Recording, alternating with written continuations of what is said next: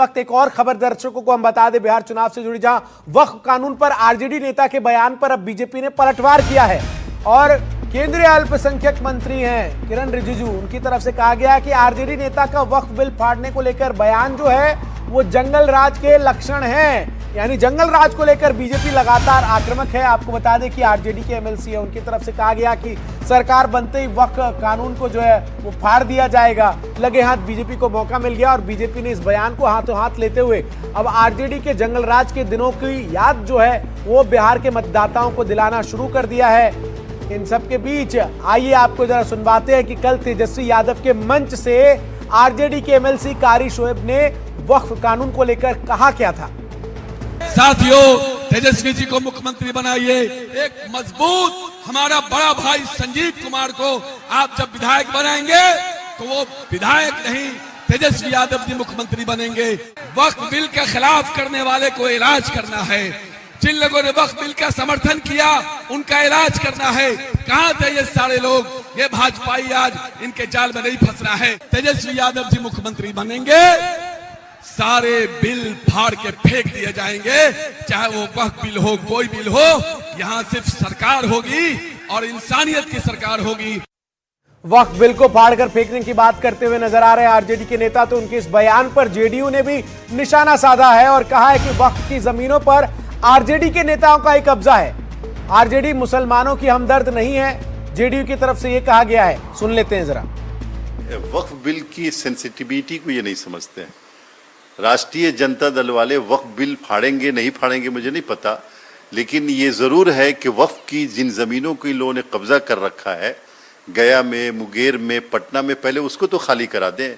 ये वक्फ के कभी हमदर्द नहीं है, मुसलमानों के कभी हमदर्द नहीं है। और वक्फ बिल पार्लियामेंट में पास किया है, जिसको सुप्रीम कोर्ट ने, जिस पे सुनवाई चल रही है। अगर ये सुप्रीम कोर्ट की इज्जत नहीं करते, पार्लियामेंट की इज्जत नहीं करते, ऐसे लोगों के हाथ में बिहार के लोग कभी सत्ता नहीं दे सकते, जो संविधान और सुप्रीम कोर्ट की इज्जत नहीं करते हो, जो वक्फ की जमीनों के कब्जा करते हो। अब देखिए, ये अभी से लोगों को भ्रमित कर रहे हैं। वक्फ बोर्ड का बिल विधानसभा में पास होता है क्या? वक्फ बोर्ड का बिल संसद में पास होता है और संसद में एक भारी बहुमत से पास हुआ है। अगर इसके ऊपर वो झूठ बोल रहे हैं तो इसका मतलब समझिए ये कितना झूठ बोलेंगे। अपनी जो भी क्षमता है, जो बिहार विधानसभा के द्वारा जो होता है उसकी बात करिए। आप पीछे जब सरकार में थे तो अपराधियों का राज था। आज भी आप कहते हैं शहाबुद्दीन की जय। अब शहाबुद्दीन की जय बोलने वाला बिहार का कितना बड़ा दुश्मन है, ये बिहार का बच्चा जानता है। वक्फ अमेंडमेंट एक्ट पास हो चुका है, सुप्रीम कोर्ट से भी इस पे मुहर लग चुकी है। अब इसके बारे में कोई चर्चा नहीं हो सकती।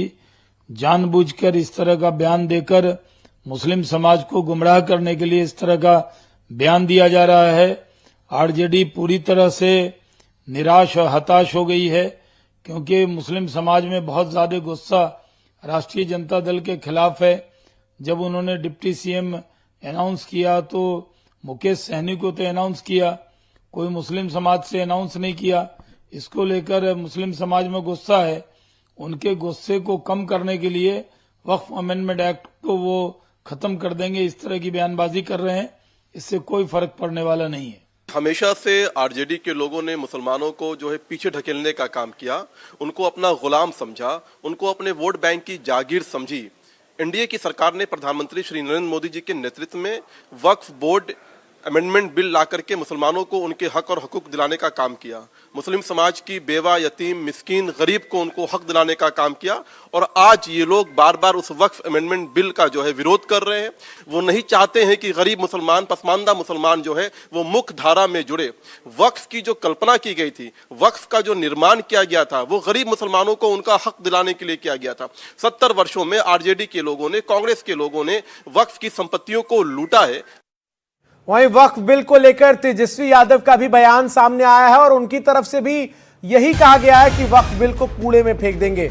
यानी जो उनके पार्टी के नेता की तरफ से बयान आया, आरजेडी के एमएलसी की तरफ से, कुछ ऐसा ही बयान मिलता जुलता तेजस्वी भी देते हुए नजर आ रहे हैं और उन्होंने कहा कि वक्फ बिल को कूड़े में फेंक देंगे। तो बिहार चुनाव में अब वक्फ बिल की एंट्री हो गई है और आरजेडी इस बिल को लेकर मुद्दा बनाती हुई अपने मुस्लिम मतदाताओं को लुभाने का प्रयास करती हुई यहां पर नजर आ रही है।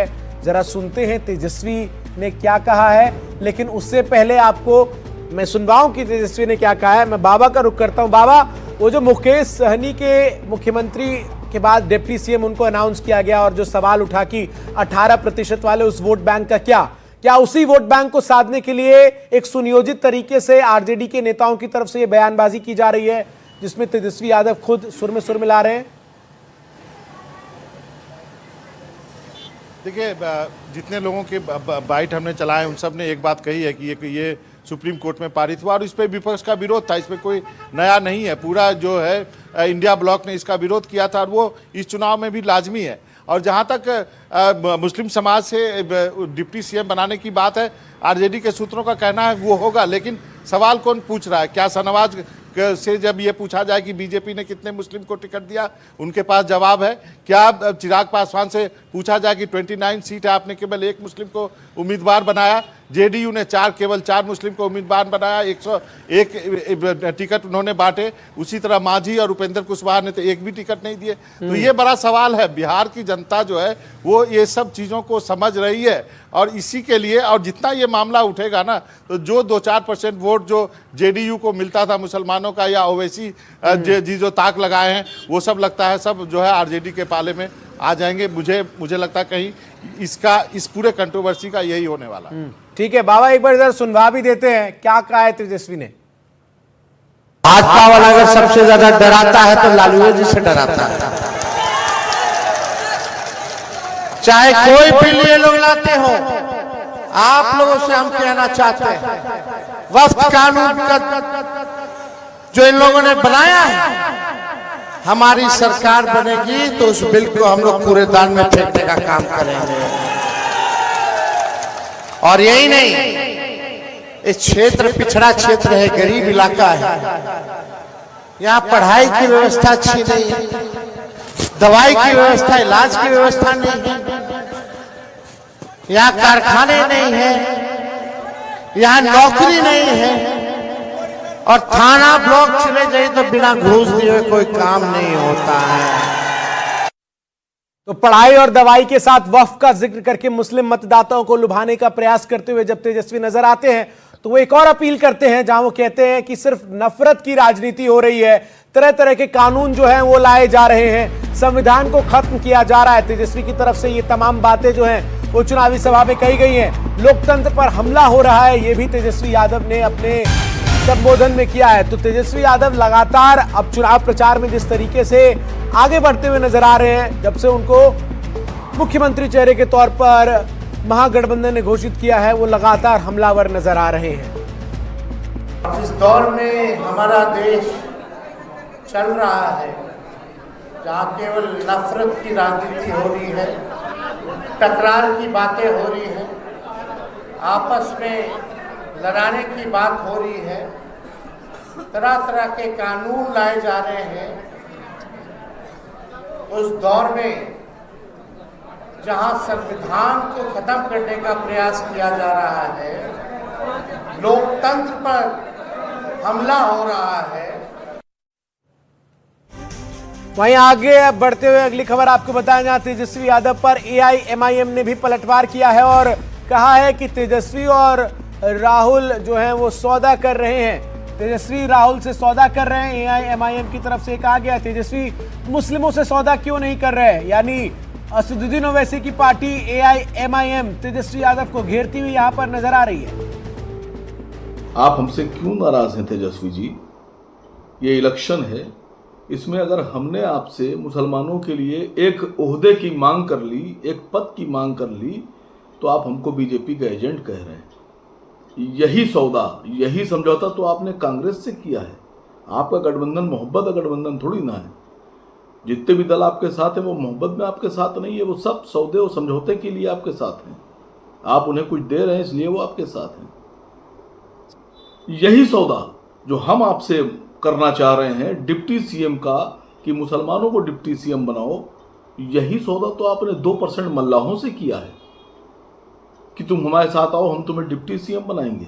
तो जब दो जहां आप समझौता कर चुके हैं, यही सौदा कर चुके हैं, तो आप हमसे और मुसलमानों से सौदा करने में हमको बीजेपी का एजेंट क्यों कह रहे हैं? वहीं बिहार विधानसभा को लेकर महागठबंधन के मुख्यमंत्री उम्मीदवार तेजस्वी यादव ने वादों की झड़ी लगा दी है। तेजस्वी यादव ने एक और चुनावी वादा किया है, जहां वो कहते नजर आए कि ग्राम कचहरी पंचायत प्रतिनिधियों के लिए वादा उन्होंने किया है कि उन्हें वो पेंशन देंगे, 50 लाख का बीमा भी दिया जाएगा। राशन वितरण में मार्जिन जो है उसको बढ़ाने का ऐलान भी तेजस्वी ने किया है। कुम्हार और लोहार और बढ़ई, इन तीनों के लिए स्वरोजगार के लिए 5 साल के लिए 5 लाख के ब्याज रहित सहायता राशि को प्रदान करने का भी चुनाव जीतने के पश्चात ऐलान किया है तेजस्वी ने। तेजस्वी ने किसी का नुकसान नहीं किया, ना ही किसी को तेजस्वी से शिकायत है। बिहार की जनता ने इन लोगों को 20 साल का मौका दिया। हम केवल बिहार की जनता से 20 महीने का समय चाहते हैं। जो त्रिस्तरीय पंचायत प्रतिनिधियों एवं ग्राम कचहरी प्रतिनिधियों का मानदेय भत्ता दुगुना किया जाएगा। हमारी सरकार बनने पर, महागठबंधन की सरकार बनने पर, पूर्व पंचायत एवं ग्राम कचहरी प्रतिनिधियों को पेंशन राशि देने की शुरुआत की जाएगी। जो पीडीएस है, यानी जन वितरण प्रणाली वितरक जो है, उनके मानदेय जो है हम लोग दिलवाने का काम करेंगे और प्रति क्विंटल मिलने वाले मार्जिन मनी को जो है बढ़ाया जाएगा।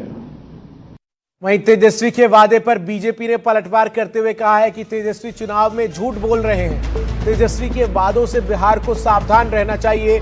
बीजेपी की तरफ से हमला बोलते हुए क्या कुछ कहा गया है, ये भी सुन लेते हैं। ये सारे चीज घोषणा पत्र में आता है, सारे चीजों की चर्चा होगी। और देखिए, ये लोकतंत्र है।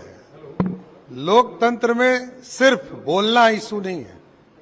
ये नीतीश कुमार जी और मोदी जी की सरकार है, ये डिलीवर करती है। ये डिलीवर करके जनता को सीधा संवाद देती है। इसलिए ये बोलने वाले लोग हैं और एक तरफ करने वाले लोग हैं। ये लोग करते हैं, मोदी जी और नीतीश। ये उनकी हताशा है। पहले कहा कि हम सबको घर में नौकरी दे देंगे, सरकारी नौकरी। ऊपर से कहे कि हम 1,26 लाख जीविका दीदी को परमानेंट कर देंगे। अब कहते ये कर देंगे। बिहार वासियों, इस धोखे में मत आना। लालू जी, तेजस्वी जी का एक ही मॉडल है, जमीन दो, नौकरी लो। तो तेजस्वी के वादे पर बीजेपी हमलावर है। शिवम मेरे सहयोगी पटना से जुड़ रहे तमाम जानकारी के साथ। शिवम, तेजस्वी ने जैसे ही वादों की झड़ी लगाई, बीजेपी तुरंत आक्रामक होती हुई नजर आई और तमाम बातें जो है वो कही गई है, जो अभी हमने दर्शकों को सुनाई।